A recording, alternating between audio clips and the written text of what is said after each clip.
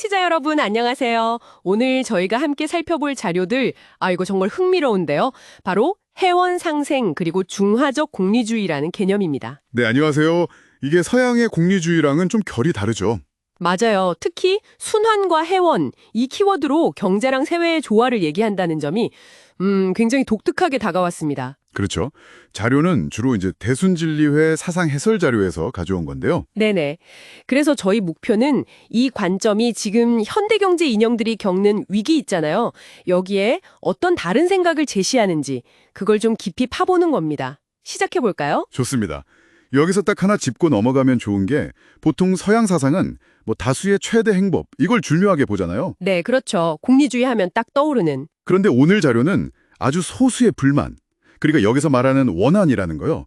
이게 전체 시스템, 심지어는 뭐 천지 기운에까지 영향을 줄 수 있다 이렇게 보면서 조화랑 균형을 훨씬 더 강조하는 편입니다. 그 점이 정말 다르네요. 일단 자료들이 기존 서구식 공리주의의 한계를 먼저 짚고 들어가는 것 같아요. 네, 맞아요. 공익을 추구하긴 하는데 결과적으로 보면 그 순환성, 이게 좀 부족해서 자본주의는 빈부격차가 너무 커지고 또 공산주의는 성장이 막히는 뭐 이런 문제들이 생겼다고 분석하죠. 특히 그 소수를 희생시키는 경향? 이게 문제다. 그리고 그 구절 정말 인상 깊었어요. 한 사람이 원한을 품어도 천지 기운이 막힌다. 와. 네, 그렇죠. 아니, 한 사람의 그 깊은 마음의 응어리가 우주 운행까지 막을 수 있다니 이건 뭐 서구적 사고방식이랑은 정말 차원이 다르네요. 그렇습니다.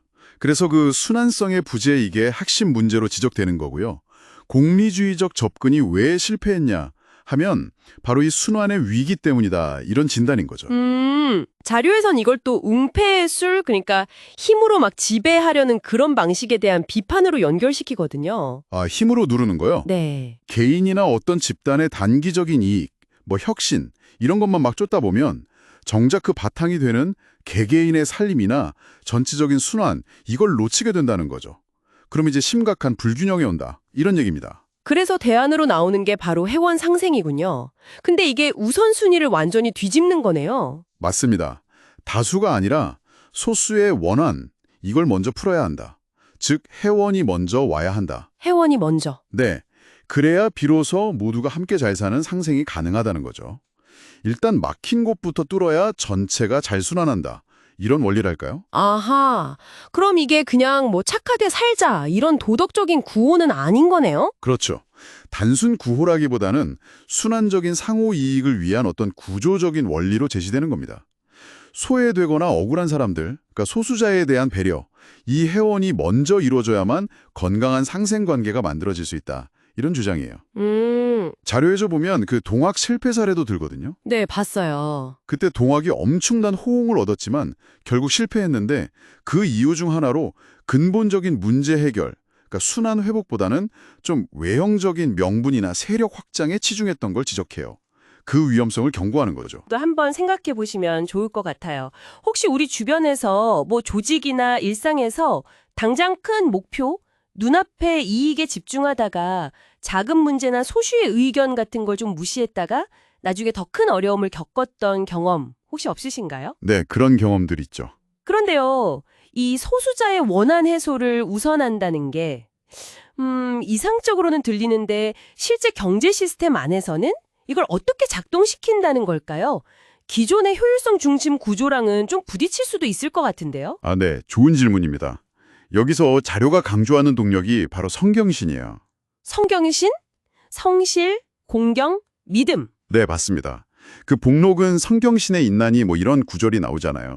진짜 가치 창출, 그러니까 여기서 말하는 복록이나 수명 같은 것은 이윤 극대화나 뭐 다수결 원칙 이런 게 아니라 바로 이 해원, 즉 막힌 것을 풀려는 정성스러운 마음과 서로 믿는 마음, 이 성경신에서 나온다고 보는 거예요.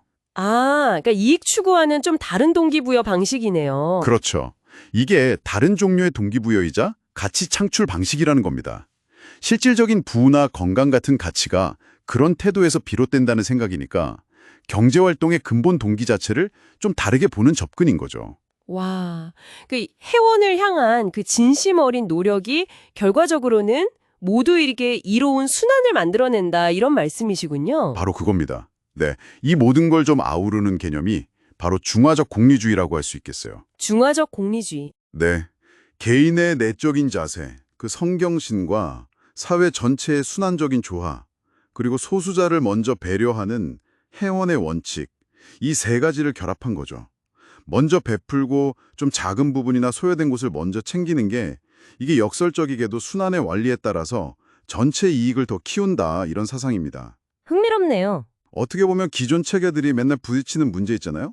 뭐 자유냐, 사회 정의냐, 공동선이냐 이런 것들 사이의 긴장을 좀 조화시키려는 상당히 독창적인 시도라고 볼 수 있겠습니다. 네, 오늘 해원상생과 중화적 공리주의라는 관점을 통해서 순환과 해원을 바탕으로 한 조화로운 사회 경제 시스템, 이걸 모색하는 참 독특한 아이디어를 살펴봤습니다. 핵심은 결국 그 소외된 이들의 아픔을 먼저 해결하는 해원이 모두가 함께 잘 사는 상생으로 가는데 필수적인 첫걸음이다. 뭐 이런 통찰이었던 것 같습니다. 네, 맞습니다. 마지막으로 청취자 여러분들이 이런 질문을 한번 던져보고 싶어요.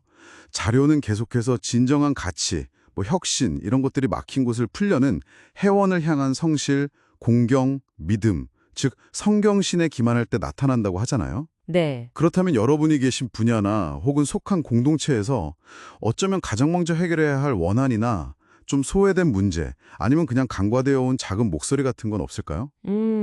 그리고 만약 그걸 우선적으로 해결하려고 노력한다면 그게 혹시 기존 방식으로는 전혀 상상하지 못했던 더 큰 순환과 새로운 가치를 만들어낼 수도 있지 않을까요? 스스로에게 한번 던져볼 만한 꽤 중요한 질문이 아닐까 싶습니다.